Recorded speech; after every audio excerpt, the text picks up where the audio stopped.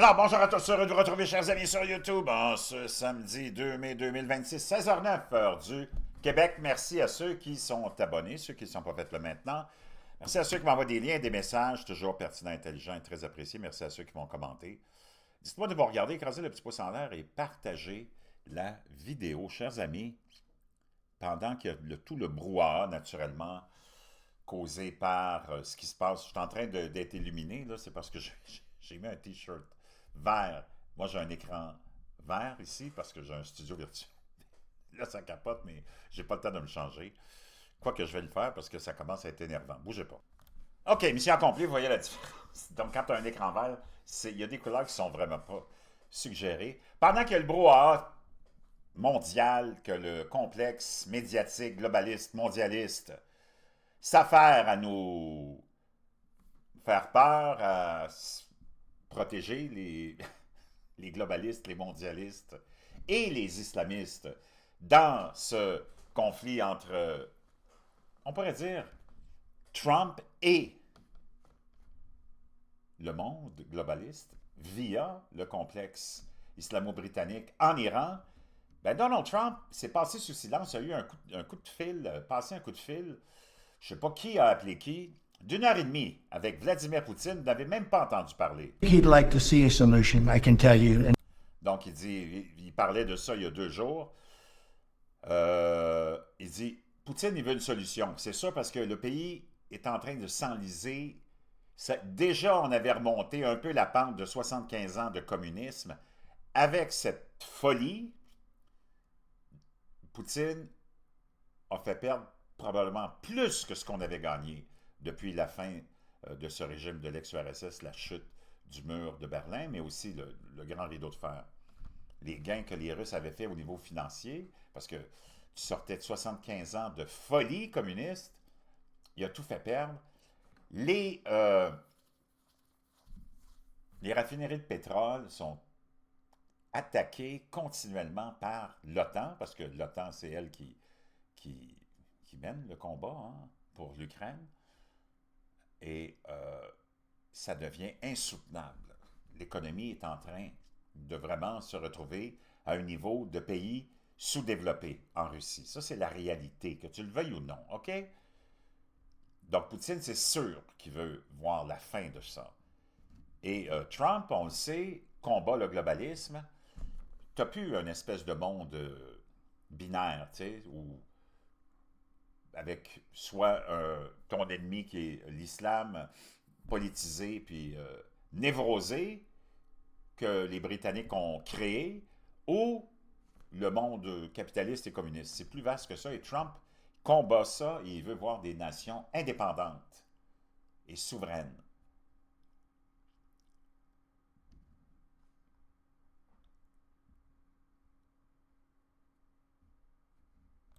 Donc, j'ai hâte de voir comment ça va se terminer, mais il a eu un entretien avec Poutine, c'est passé complètement sous silence. Les médias ont complètement ignoré ça. And that's good. But I had a long talk with President Putin. I suggested a Il dit, j'ai un long entretien, 90 minutes. Je lui ai suggéré un cessez-le-feu. Et il m'a dit qu'il y pensait. yeah, a little bit of a ceasefire, and I think he might do that. He might. Parce que tu as vu comment Donald Trump mène ses combats. Cessez-le-feu anti-Israël, le Hezbollah. Cessez-le-feu anti-Israël, le Hamas. Cessez-le-feu maintenant indéfini avec l'Iran. Il est allé démolir, puis là, il a dit, OK, on va aller dans une autre stratégie. Il ne traîne pas. Tous ceux qui ont essayé de te convaincre qu'il était pour enliser les Américains dans un deuxième Vietnam, c'est de la connerie monumentale. Ils ne connaissent pas Donald Trump. Donald Trump, c'est lui le boss, puis il ne veut pas ça. Et tu vois, il a mis un cessez-le-feu indéfini, puis il a utilisé la stratégie du blocage. Puis là, c'est complètement génial ce qu'il fait. Donc, peut-être que Poutine est en train d'apprendre quelque chose. OK? On va aller continuer. Il dit, je pense qu'il va annoncer quelque chose très bientôt. Il dit peut-être pour le jour de la victoire, ça c'est le 9 mai. Something having to do with that. Did he announce it yet? Est-ce qu'il l'a annoncé déjà? Non. Donc c'est pour le jour de la victoire, ça. Et tu as Yuri Osharov, qui est on pourrait dire un espèce de conseiller aux affaires internationales pour Vladimir, le Vladmaster, le 29 avril, donc il y a 2 jours, il a publié les deux, Poutine et Trump, ont eu un très, très, très bon entretien et ont probablement la même approche sur ce qui se passe en Ukraine et comprennent tous les deux, Poutine et Trump, que c'est le comportement de Kiev qui est mené, dirigé par Zelensky, mais par l'OTAN, qui poursuit sa police de prolongation, ou sa politique, pardon, de prolongation du conflit, encouragée par les pays européens et ceux qui les supportent, comme nous autres, les crétins canadiens. Policy of prolonging. Donc, vois-tu, c'est complètement, complètement hallucinant. Tu as le roi Charles qui est venu, lui, il s'est fait applaudir par les démocrates. C'est pas bon signe. Quand tu te fais applaudir par les démocrates, tu sais que tu es un globaliste, un mondialiste. Both economies.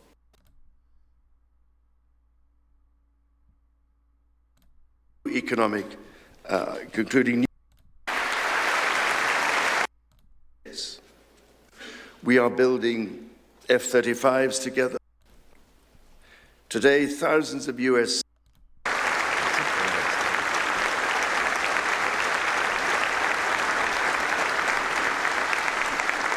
Donc, j'ai essayé de trouver l'extrait quand il était au NATO Congrès. invoked Article 5 for the first time, and the United Nations Security Council was united in the face of terror.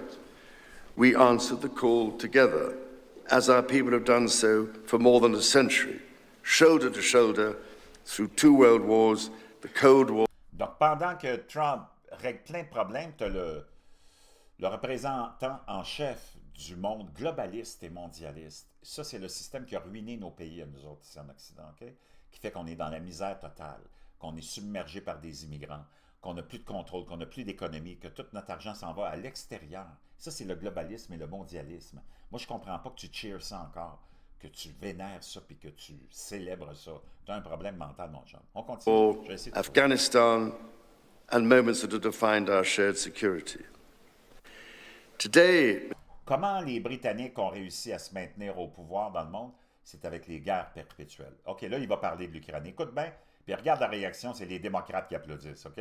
Les globalistes et les mondialistes. Mr. Speaker, that same unyielding resolve is needed for the defense of Ukraine and her most courageous people. Tiens, regarde les démocrates. Oh! Et voilà, mes amis. Et voilà, regardez, c'est le président en face de moi. Schumer, tiens, regarde. Oh, wow, les globalistes. Oh! Les globalistes, hein, les globalistes. Aïe, aïe. Puis après ça, il a fait l'apologie. Puis, mon Dieu, c'est sûr, il fallait qu'il mélange ça aussi là-dedans. La crise climatique. Tout un scam. Quelle bande d'enfoirés, ces gens-là. Donc, si je reviens à nos moutons, donc, on aurait probablement l'annonce faite par le Kremlin, mais surtout parce que le but, c'était de détruire, naturellement, ce que les Russes avaient accompli comme avancé un peu. Tu sais, t'es sorti, disons...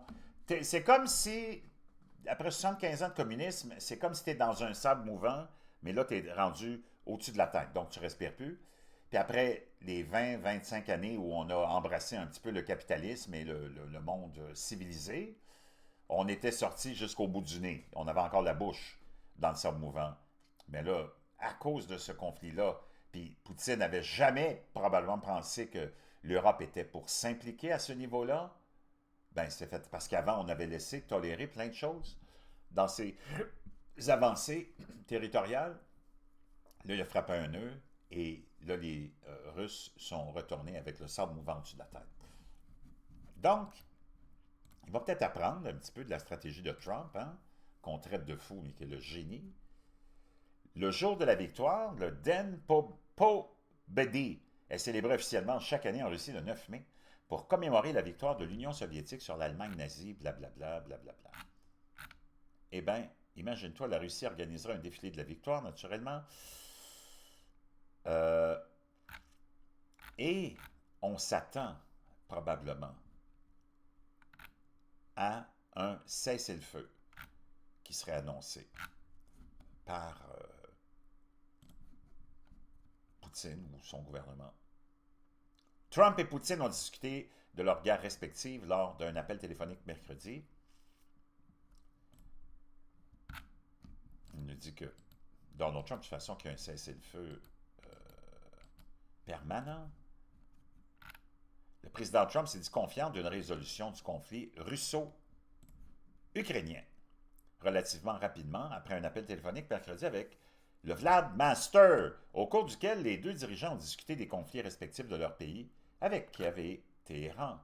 Je pense qu'il aimerait qu'une solution soit trouvée, a déclaré Trump aux journalistes lors d'une conférence de presse, je peux vous le dire, et c'est une bonne chose. Les deux hommes rencontreront des difficultés dans les conflits qui ravagent leur blablabla, blablabla. Lors de cet appel, Poutine a informé Trump de son intention d'instaurer un cessez-le-feu temporaire pour marquer les célébrations, selon l'agence russe de presse TASS. Et Trump l'a évoqué, cette pause des combats, lors de sa conférence. J'ai suggéré un cessez-le-feu partiel et je pense qu'il pourrait le faire. Il pourrait annoncer quelque chose à ce sujet. Poutine a également exprimé le désir de jouer un rôle actif avec l'Iran, déclaré Trump, ce à quoi il a rapidement répondu par la négative. Pas besoin. Laisse-moi faire mes affaires, toi. Ça fait 47 ans que tu nous emmerdes en Iran, même si Donald Trump sait très bien que Poutine, c'est pas un ami, c'est un ennemi qui fait partie du complexe des globalistes, mondialistes, islamistes. Il est quand même est tellement intelligent, il a une relation avec lui pareil, mais l'autre qui dit je peux te donner un petit coup de main avec fuck off. Fuck off, Winnie the Pooh en Chine, fuck off, les globalistes, fuck off. Quel génie. C'est pour ça que je l'aime, Trump. J'ai tes commentaires.